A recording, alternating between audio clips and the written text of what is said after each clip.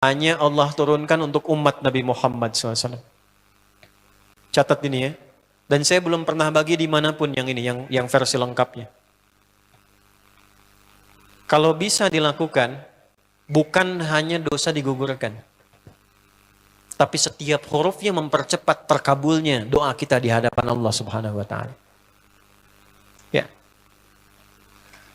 Ada 2 surah di dalam Al-Quran yang bila 2 surah ini dibacakan, itu setiap hurufnya dihitung bisa berpotensi menggugurkan dosa sekaligus mengabulkan doa-doa yang dimintakan. Sepanjang doa itu baik untuk urusan dunia akhirat kita. Kalau salah satu kurang baik, diperbaiki oleh Allah. Misal, dunia baik tapi akhirat tidak, maka diperbaiki oleh Allah kepada yang lebih baik. Surat pertama Al-Fatihah, surah kedua Al-Baqarah. Ya. Sebelum doa baca tuh Al-Fatihah sama Al-Baqarah. Tapi Al-Baqarahnya tidak dari ayat yang pertama. Kepanjangan. Cukupkan di ayat 285 sampai ayat 286, 2 ayat terakhir. Hadisnya sahih. Kalau mau dikuatkan biasanya banyak ulama memasukkan ayat 284. Ada yang sudah masuk ke dalam Ka'bah di sini? Ini informasi saja. Dan 3 ayat ini, Al-Baqarah 284, 285, 286, itu ayat yang dituliskan di dinding Ka'bah. Itu yang saat berhala dikeluarkan, gambar-gambar dihapus, itu ya, syair-syair diganti dengan ayat Quran, sehingga jadi kain kiswah Ka'bah di luar. Itu ada sejarahnya. Yang di dalam pun dihiasi dengan hiasan ayat Al-Quran. Di antara yang dituliskan itu Al-Baqarah ayat 284, 285, 286. Intinya di 285 dan 286-nya. Tadi rakaat pertama yang saya bacakan dalam salat Isya. Hadisnya sahih. Itu spesial malaikat Jibril turun kepada Nabi Muhammad SAW mengabarkan kabar gembira siapa yang membiasakan membaca Al-Fatihah. Ya, kemudian 2 ayat terakhir di Al-Baqarah dari amanar rasulu sampai fansurna 'alal qaumil kafirin, tidaklah dia membacakan itu kecuali setiap hurufnya dijaminkan mengabulkan doa-doa yang dia mohonkan sepanjang benar doanya dan tidak diselimuti maksiat. Ini maaf ya. Ini saya minta maaf dulu nih. Kalaupun Anda benar doanya khusyuk sampai nangis, tapi ada selimut maksiat dalam permohonan doa itu pengabulannya mental lagi. Hadisnya sahih. Thumma dzakara rajula yutilu as-safara ash'atha aghbara yamuddu yadayhi ila as-sama' fayaqulu ya rabb faqala Rasulullah sallallahu alaihi wasallam anna yustajabu lidzalik famat'amuhu haram mashrabuhu haram malbasuhu haram wa ghudhiya biharamin fa anna yustajabu lidzalik. Rawahu Muslim. Nabi mengisahkan seorang lelaki menempuh perjalanan jauh. Awas, menempuh perjalanan panjang untuk ketaatan itu mempercepat doa dikabulkan 2 kali lipat dibanding orang biasa. Makanya kalau ada orang mau ke Mekah umrah, mau haji, titip doa. Ada yang mau beasiswa ke Madinah, ke Mekah, ke Al-Azhar, ke Mesir, titip doa. Saya biasanya kalau mau berangkat umrah, Ustaz titip doa, ayo tulis banyak tuh. Nggak saya baca. Saya simpen aja, ntar dekat Ka'bah, ya Allah engkau maha mengetahui. Ya, mohon kabulkan semua doa-doa ya dari teman-teman jamaah yang dititipkan dalam kertas yang telah mereka tuliskan itu. Simple Pak, daripada capek kita bacakan satu-satu. Dan alhamdulillah biasanya ya insya Allah terkabul. Insya Allah. Itu perjalanan jauh. Nah orang ini menempuh perjalanan untuk sekedar berdoa. Safar. Ya, safar yang baik. Kemudian yang kedua, yamuddu yadaihi ilas sama', dia mengangkat tangannya ke langit. Orang ini dia mengangkat tangannya. Jadi melakukan perjalanan jauh, mengangkat tangannya, yamuddu yadaihi ilas sama'. Orang yang berdoa dengan mengangkat tangan itu dijawab doanya oleh Allah lewat keterangan Nabi SAW, itu bisa kamakala 2 kali lebih cepat dibandingkan dengan orang yang tidak mengangkat tangan saat berdoa. Jadi Anda cuma sekedar doa dengan mengangkat begini, itu lebih cepat potensi dijawabnya dengan mengangkat doa. Ada seorang bertanya pada Nabi SAW, hadis sahih, Ya Rasulullah, bagaimana pendapatmu dengan seseorang yang meminta kepada Allah dengan mengangkat tangan atau kama qala? Lalu Nabi mengonfirmasi bertanya balik, bagaimana kalau ada seseorang memohon kepada Anda dengan mengangkat tangannya? Pak, tolong Pak, tolong Pak, tolong, gitu kan? Di depan rumah Anda 1 jam begitu Pak, tolong Pak. Kira-kira Anda beri atau tidak? Beri. Minimal kalau Anda nggak punya kemampuan, Anda referensikan atau beri sesuai kemampuan Anda kan? Angkat tangannya. Dia jawab, saya malu kalau nggak ngasih. Apa kata Nabi? Innallaha hayyun karimun. Allah itu lebih punya sifat peka untuk merasakan malu pada hambanya kalau dia tidak memberi ketika hambanya mengangkat kedua tangannya. Nah, nanti ada beda-beda posisi. Saat khatib Jumat misalnya 1 begini untuk khatib. Makmum mengangkat 2 tangan. Yang ketiga dia mengatakan, Ya Rabb, Ya Rabb. Asma'ul Husna.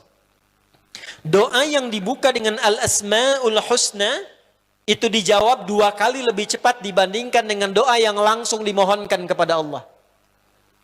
Itu perintah. Tahu Nabi Zakaria? Nabi Zakaria apa ujiannya? Diuji oleh Allah, hidup demikian lama sampai rambut memutih, fisiknya letih, istrinya divonis secara medis, maaf, monofos dan mandul. Kata medis gak mungkin punya keturunan. Maka beliau berdoa kepada Allah dan dalam doanya dimulai dengan Al-Asma'ul Husna. Sebelum sampai ke doa itu di Ali Imran ayat 38 sampai 39, buka dulu Quran surah 17 Al-Isra ayat 110. Ini perintah langsung dari Allah. Qulidullah awid'ur rahman ayyamma tad'u falahul asma'ul husna. Quran surah ke-7 ayat 180. Walillahil asma'ul husna fad'uhu biha. Fad'u biha. Qulid Allah, kalau engkau punya masalah hambaku, dan tidak ada di dunia ini yang tidak punya masalah. Quran surah kedua ayat 155. Wala nabluwannakum bisyai. Setiap yang hidup itu, aku pasti akan uji dengan masalah. Itu kata Allah. Jangan disimpan sampai di situ, teruskan. Bukan untuk membebani hambaku dengan masalah, tapi untuk menaikkan kualitas hidupnya sehingga menjadi lebih baik. Jadi ketika Allah titipkan masalah itu, bukan ingin membuat kita bermasalah. Tapi dengan masalah itu kita diuji supaya kualitas hidup kita menjadi lebih baik. Nih Anda yang kuliah di UPI di sini, ada ujian nggak?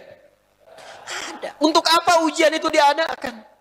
Supaya bisa melihat kualitas peningkatan ilmu Anda dari masuk sampai naik tingkat. Kalau nggak ada ujian, nggak kelihatan kualitasnya bertambah. Logikanya begitu. Dan tidak mungkin Allah menguji seorang hamba di luar batas kemampuannya. La yukallifullahu nafsan illa. Jadi nggak ada orang yang hidup yang tidak punya masalah. Karena rumusnya mengatakan hidup berbanding lurus dengan masalah. Yang hidup pasti punya masalah. Yang tidak ingin punya masalah, tidak ingin hidup. Karena orang yang tidak hidup, yang hilang masalahnya, selesai hidupnya. Baik. Siapa yang tidak ingin punya masalah? Angkat tangan. Baik. Siapa yang ingin punya masalah? Alhamdulillah. Baik. Yang lain, wallahu a'lam. Nah, kulit Allah kalau sedang diuji masalah, kan yang ngasih siapa? Yang nitipkan siapa? Yang punya solusinya siapa? Kalau Anda tahu yang punya solusinya Allah, kenapa curhatnya bukan kepada Allah? Kan tadi dicontohkan di Quran, kalau punya masalah curhatin ke Allah. Quran surah 12 ayat 86, sejak era Nabi Yakub, masalah di rumah tangga, anak bermasalah curhatnya pada siapa? Allah. Innama ashku bathi wa huzni ilallah. Aku tuh kalau punya masalah, sesedih apapun, curhatnya Allah. Bentangkan sajadahmu, curhatkan dalam sujudmu, tingkatkan takwamu. Wa may yattaqillaha yaj'al lahu makhraja. Quran surah 65 di akhir ayat yang kedua. Bentangkan sajadahmu, curhatkan, habiskan dalam sujudmu, keluarkan tangismu.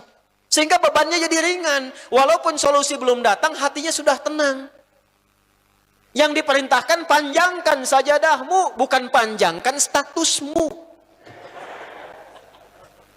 Kita sudah tahu ayatnya.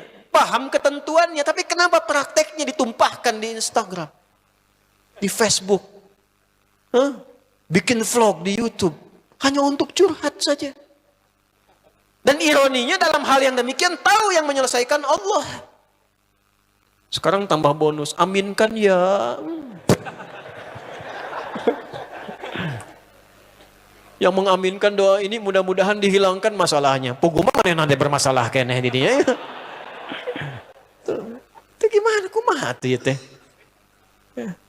Paham? Curhatkan sama Allah. Nah bagaimana mintanya? Sebut namanya ya Allah. Awidur Rahman. Kalau kita ingin minta lebih cepat, minta dengan kelembutan Ar-Rahman. Rahman itu bisa disebut namanya ya Rahman, bisa cari cara mintanya yang paling lembut, yang menyentuh. Allah senang dengan kalimat yang menyentuh. Misal ya. Kembali ke Nabi Zakaria tadi. Al-Quran surah 3 ayat 38. Hunalika da'a Zakaria rabbah. Qala rabbi habli min ladunka dzurriyyatan thayyibah. Innaka sami'ud du'a. Ya Allah, hamba-hambamu itu telah menghukumi aku dan istriku tak akan mungkin punya keturunan. Sedangkan engkau yang maha pemberi tanpa punya batasan. Mereka mengatakan istriku punya keterbatasan. Maka aku memohon kepadamu yang pemberianmu tak ada batasan. Mohon ya Allah anugerahkan keturunan dari sisimu saja ketika mereka mengatakan tidak mungkin itu punya. Sungguh engkau yang maha mendengar doaku ya Allah. Perhatikan, kalau kepada yang maha mendengar saja tidak terkabulkan, mohon tunjukkan kepadaku saat ini dengan cara apa lagi dan kepada siapa lagi aku mesti memohon. Itu dalam banget. Ya Allah, engkau perintahkan aku berikhtiar mencari kerja, aku lakukan. Engkau perintahkan mengeluarkan keringatku dengan cara yang halal, aku kerjakan ya Allah. Engkau perintahkan aku jauhi yang engkau larang, aku lakukan ya Allah. Sekarang aku telah berikhtiar dari sejak keluar, aku telah menunaikan sholat subuh seperti yang engkau maha mengetahuinya. Dan menjelang malam aku mengadukan bahkan di rumahmu ya Allah hanya untuk sesuap nasi bagi istri dan anakku dari yang halal itu. Aku telah melakukan apa yang engkau perintahkan, aku hanya memohon apa yang telah engkau janjikan. Kalau dengan semua ikhtiar yang aku kerjakan sampai detik aku bersujud di hadapanmu di rumahmu ini belum kau kabulkan, mohon tunjukkan kepadaku di malam ini ya Allah dengan cara apa lagi mesti aku memohon kepadamu. Minta. Pernah enggak begitu mintanya? Itu Rahman.